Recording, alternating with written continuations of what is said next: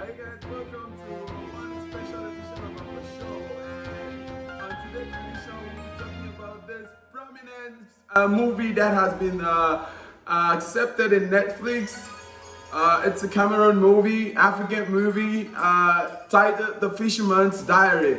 So this movie has been on a lot, and today I had the chance to sit in my couch for 2 hours to watch this movie. So here's what I have to say. I will do a deliberate review about this movie, and my critics or my positive comments about this movie are purely from my heart, and it's purely what I think about this movie. I just watched it like 10 minutes ago, and it's still really hot in my heart. I need to express myself.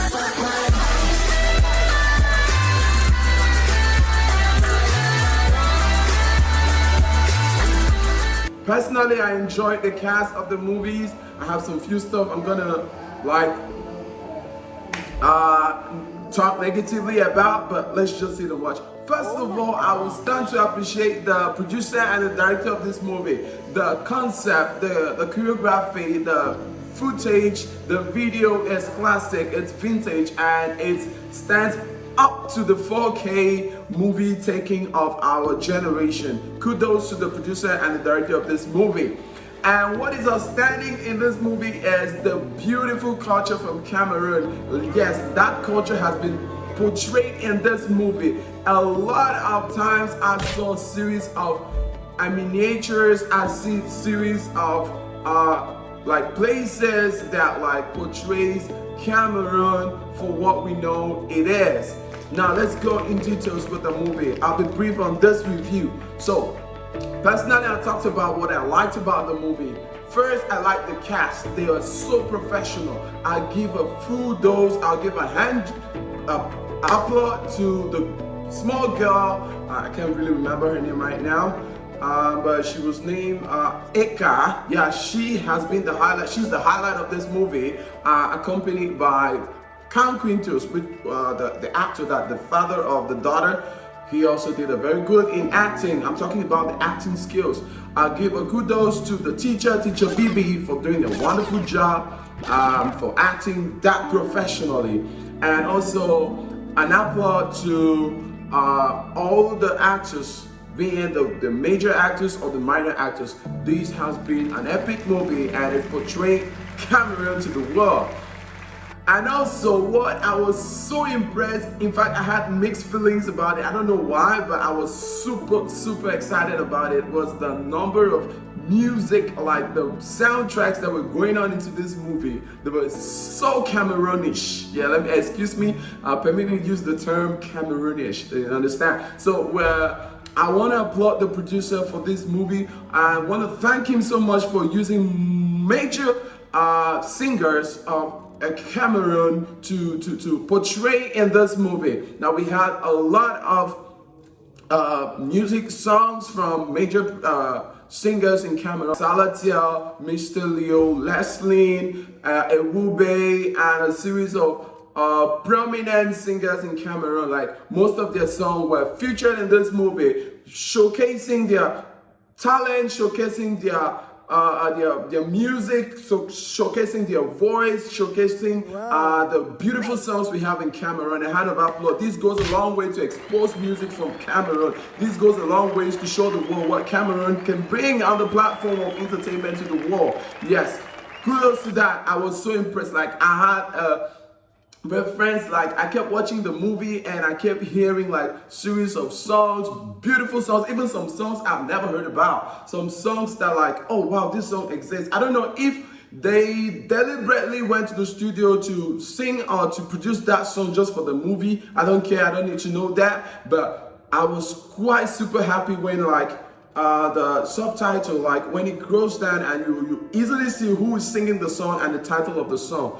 But most of the songs were hit songs in Cameroon. I could actually recognize the song. So kudos, hand of applause for the producer using major songs from Cameroon to showcase and to advertise the musicians and the artists in Cameroon. Yes, I was super impressed about that.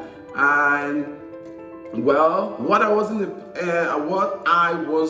impressed in the music part was some of the tunes of the song were not really blending with the scenario of that moment. For example, where the girl was like in pains and going through a lot of like difficulties, like a sad song, a sad soundtrack or a sad music would have been played, but I could hear them playing Salatel Ayaga Yaga Hill, like I'm playing some kind of a joyful song in a sorrowful scenario. So that wasn't really that bright. That wasn't that good for that particular part. But in all, I respect their choices of song. I respect them using those songs they use in the movies. I'm super impressed, and a lot of the songs were cultural. Yes, you will know when I say cultural when you watch the movie.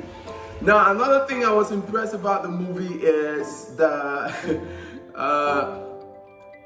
sound. Yeah, the sound was on track. The footages were on track. We have the dark light, the sunlight, like every part of the camera were taking in effect and was taken with the correct concept. Yeah, so I believe and I think the director is a well experienced director. That is why he did a good job with this movie. Now, I'm quite confused with this movie because, well, it started off pretty good. I was really enjoying the song. Highlight from the beginning, the first 1.5 hours of this movie, it was lit. I enjoyed every part of the movie. Like the storyline was like moving on well. It was epic and it's outstanding because this storyline has not yet been portrayed in the in the Cameroon movie industry. So this is coming up like something new. So I was really expecting something bigger towards the end of the movie.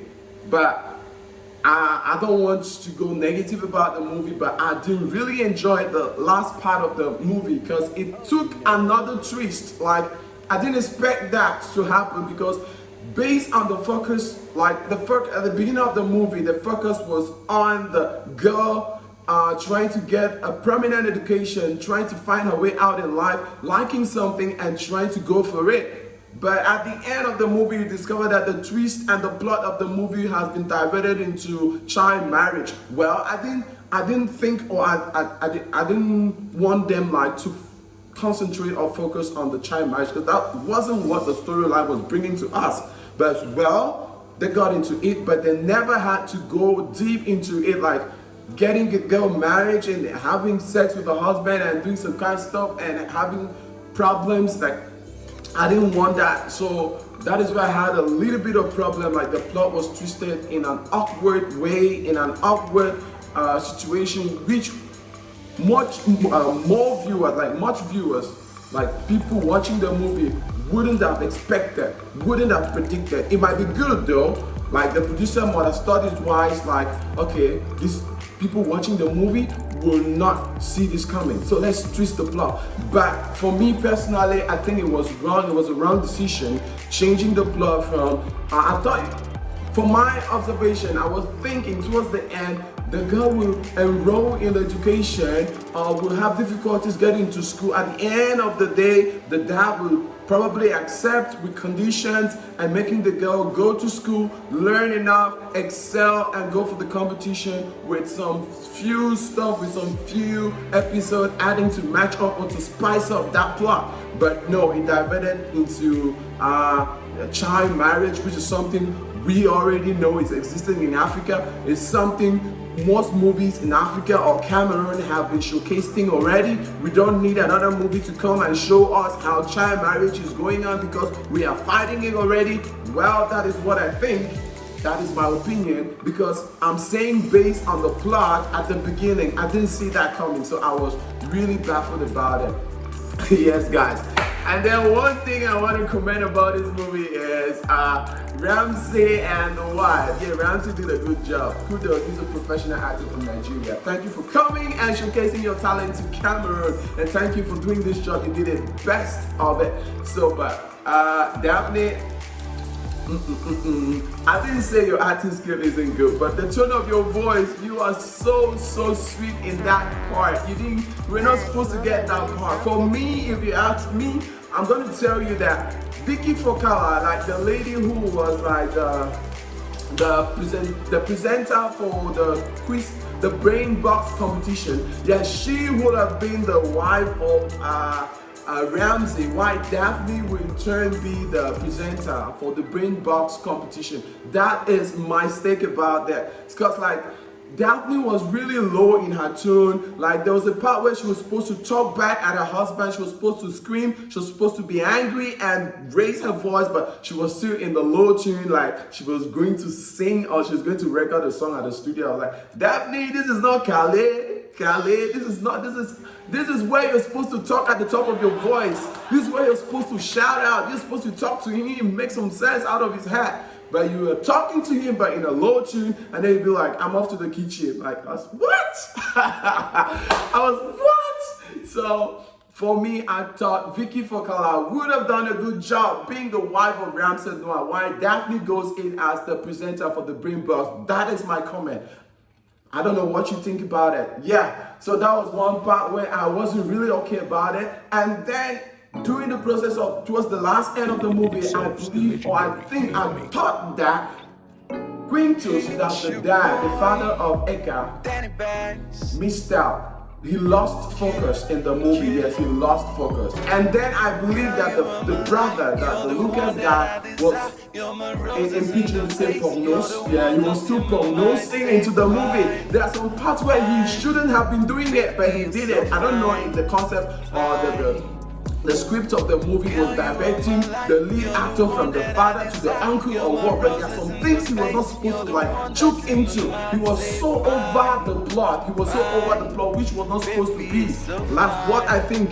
And one more thing is, he overreacted. He was not the dad, he was not the father of that girl, so he should do 50% while the father does 100%. But he was over the roof doing more than the dad. So I got frustrated over that and I was like, what the heck, you're not supposed to do that. Yeah, so Quintus, like the father of Eka, went dry. At one moment I was like, even if you're the dumbest father on earth, even if you're the stupid, sorry for using this English, stupidest father on earth, you will not reject your daughter from going to school, but rather giving her for marriage at the age of 12. Who does that in this generation? Looking at the way the father presents himself, he looked at somebody who is not educated, but at least has brain to think. So the plot at that moment was twisted in a very distracting way, which I didn't enjoy, and I had to make this comment today. Yes, I really had to do this comment today. So guys, that is it about the movie, but in every other aspect I was super happy. But towards the end, I got even more than confused. Like I got confused at the point where the girl was supposed to like, okay, go and hang on a tree, and then out of a sudden, like, I don't know, I discovered her on TV. Like what? Who rescued her? Who took her out from the forest? How did it happen? How did she get to the TV? And how did they get TV? And then they assembled the whole village to come watch the girl on TV. That part is still a mystery to me that I'm like, okay, the plot has been fast forwarded for us to see. Probably they're running out of time.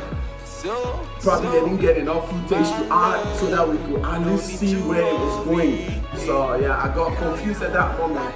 But at the end, it had a happy ending. That was what was needed for the movie.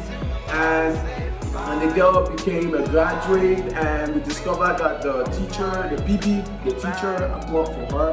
She was the one that brought the girl into limelight. So she did a good job, and at the end we discovered she died, and then the girl graduated, like she became a big girl and probably got something good in life. But the end part was also a mystery to me, because like she came out and was like talking like blah blah blah blah blah. I couldn't really understand what she was saying. Like, yeah, she was saying something positive, talking about regards to what she learned from school about women education and stuff. We know all that is bullshit, it's blah blah, but you don't need to come tell us back at the end. Yeah, I would have preferred the little girl to come and make a small sentence or to make a small statement on behalf of something on the movie. But well, that's said and done. We believe that everything went well for the movie, and it was a good cast, good uploads for Cameroon bringing on this movie on Netflix. Netflix is an international platform where everyone can watch the movie. So I'm inviting everyone, if you're not in Africa, anywhere in the world, just click to Netflix and go to the movie The Fisherman's Diary, and you will not be disappointed. I'm giving a 3-star on 5. I'm giving a 3-star to this movie just because of the plot, the actors, they were on point, they were well experienced, and then the soundtrack, which was my highlight, and then the footages were so on point. It portrays Africa and miniature, in particular Cameroon. So yes, this is all we have for the review of this movie, The Fisherman's Diary. See you next time and have a blitz. Goodbye.